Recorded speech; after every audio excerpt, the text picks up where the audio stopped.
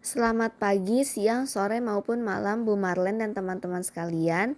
Perkenalkan, saya Michigo Marsha, kelas 12-2 absen 29. Sekarang saya akan menunjukkan kalian semua vision board yang telah saya buat.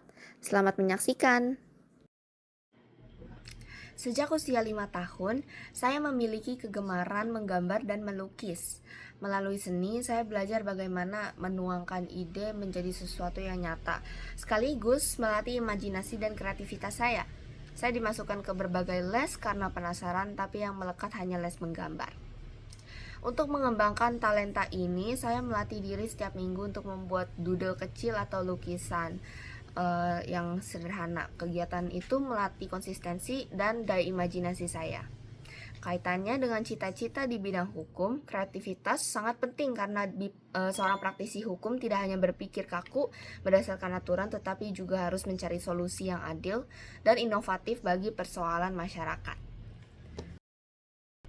Ini hal yang orang tidak tahu, tapi menurut saya mempunyai talenta untuk memimpin.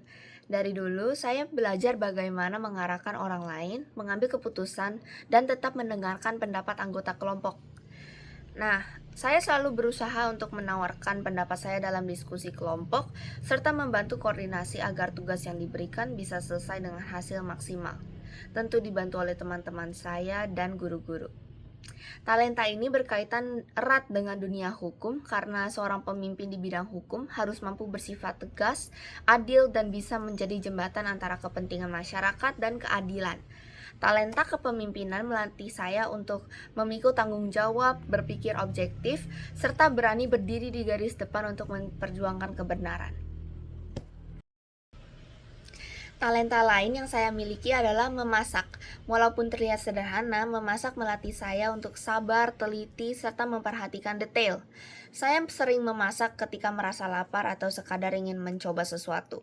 Dari sana, saya belajar mengeksplorasi bahan, rasa, serta melatih intuisi untuk membuat sesuatu yang enak. Dalam hukum, sifat teliti ini sangat penting karena sedikit kesalahan dalam membaca atau menafsirkan bisa berakibat fatal. Ada proses, takaran, dan langkah yang harus diikuti dengan disiplin. Prinsip ini sangat berguna ketika kelak setiap proses harus dilakukan dengan cermat, sistematis, dan sesuai aturan. Selanjutnya, saya telah merancang dua aktivitas dengan menggunakan sistem SMART. S untuk specific, M untuk measurable, A untuk achievable, R untuk realistic, dan T untuk time bound. Aktivitas 1 adalah membuat lukisan bertema Indonesia untuk dunia. Spesifik, membuat minimal 5 lukisan bertema budaya, alam, dan persatuan Indonesia. Contohnya bendera merah putih, pemandangan, keragaman, makanan, dan perjuangan bangsa. Measurable, target saya 5 lukisan dalam 1 tahun dipublikasikan di media sosial, lomba, atau pameran sekolah. Achievable, saya memiliki kemampuan menggambar yang sudah diasah, jadi target ini tentu dapat dicapai. Realistic, sekarang sudah bisa membagikan talenta kita di media sosial dan juga membebaskan hak kita untuk berpendapat, jadi kita dapat menggunakan wadah itu. Time bound, setiap 2 bulan harus selesai minimal 1 lukisan. Kenapa saya melakukan ini? Melalui lukisan, saya ingin memperlihatkan identitas bangsa saya kepada dunia. Lewat seni, saya melatih diri menyampaikan pesan yang kuat tapi indah. Untuk aktualisasinya, saya menentukan tema, membuat jadwal yang rutin, mengunggah hasil karya, dan mendorong orang lain melihat Indonesia lewat perspektif seni. Aktivitas 2 adalah mengajarkan bahasa Indonesia kepada orang luar negeri lewat game atau Zoom. Spesifik, saya akan mengajar kelas kecil bahasa Indonesia untuk orang luar negeri lewat Zoom atau game interaktif. Materi mencakup kosakata sederhana, budaya, dan percakapan dasar. Measurable, minimal 5 peserta aktif dalam 6 bulan pertama dengan pertemuan 2 kali per bulan. Achievable, saya bisa mengatur jalannya kelas. Dengan kreativitas, saya dapat membuat media visual sederhana, gambar atau ilustrasi. Dengan talenta memasak, saya bisa memperkenalkan kosakata tentang makanan Indonesia.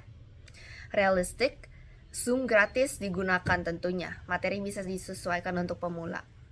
Dan terakhir time bound, 6 bulan pertama sudah ada kelas berjalan, dalam 1 tahun minimal 10 peserta ikut aktif. Saya menganggap bahwa bahasa adalah jembatan budaya. Dengan mengajarkan bahasa Indonesia ke orang luar negeri, saya ikut memperkenalkan budaya bangsa. Ini juga melatih saya untuk berbicara terstruktur, hal yang penting dalam dunia hukum, di mana komunikasi harus jelas, tepat, dan dipahami oleh semua pihak. Saya juga pernah mengajak teman luar negeri melalui forum atau game menyusun materi, mengatur jadwal kelas, dan mengajar secara konsisten. Saya mengajarkan teman dari Filipina dan Belarus cara berbahasa Indonesia dari game Genshin Impact selama 2 minggu berturut-turut.